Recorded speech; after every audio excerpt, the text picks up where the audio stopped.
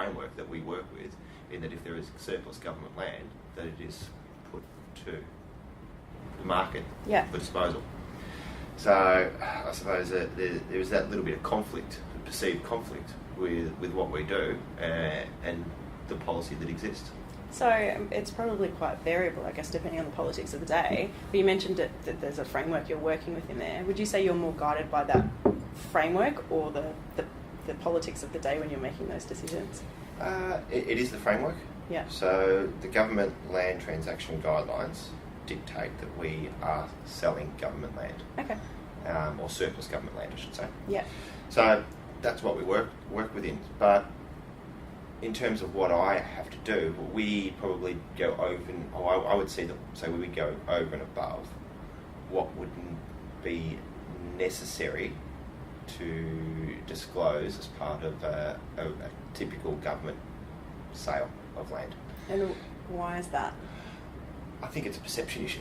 So you want to make sure that the community government needs to be seen to be doing the right thing. Yeah. And I think what is perceived to be the right thing by government probably needs to be greater than maybe within private industry. Okay. And so that framework that you're working within, does that change with governments? Does that evolve in response to, if you're saying, if I'm hearing you right now, you're saying there's a framework, you work within that, sometimes you kind of have to do a bit more or tinker a bit here so that it meets public expectations. So is the framework evolving? Does it vary between governments? I think it evolves. It's evolved, and there's an expectation that as our knowledge, particularly around the science of contamination, improves, that there is a greater expectation, and we're seeing an evolution in what's expected to be done. Okay. So I'd say 15 years ago, groundwater was a significant focus, or was becoming an increased focus. Yep. So we were then undertaking a greater level of assessment associated with groundwater. As we've moved forward, groundwater and soil contamination is an issue, but as part of that, we're now seeing other parts of land contamination issues evolve, such as soil vapour, that 15 years ago we weren't really taking into consideration. No. Yeah. Okay. That probably leads nicely, the framework element anyway, into the next question, which is around what concepts, tools and guidance you use to make public decisions. Mm-hmm. And for some people it's just a gut feel, there isn't anything they use, but I'm curious to know what you use. Yeah, so this is again another thing that's evolved, and I suppose it goes back to when my position here was created, that there was no framework. And there was no position. So this position has evolved and developed as I've grown with it. So we've had to, initially it came down to a gut feel. Yep. So what needs to be done? And then it's now got to a point where it's like, we actually need to come up with a basis for what we do and when we do it. Yeah.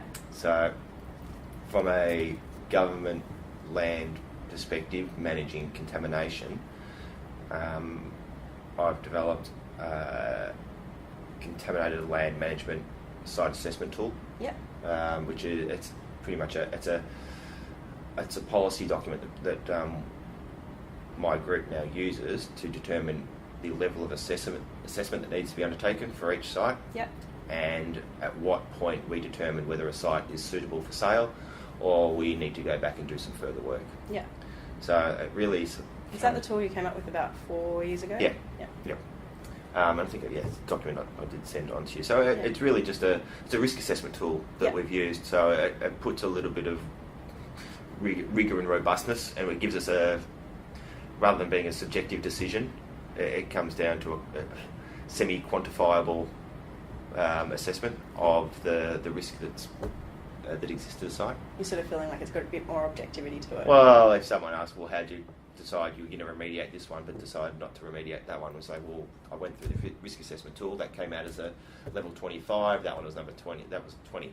Yep. And once it's over, it's determined to be a high risk, then we decide that's where we do remediation.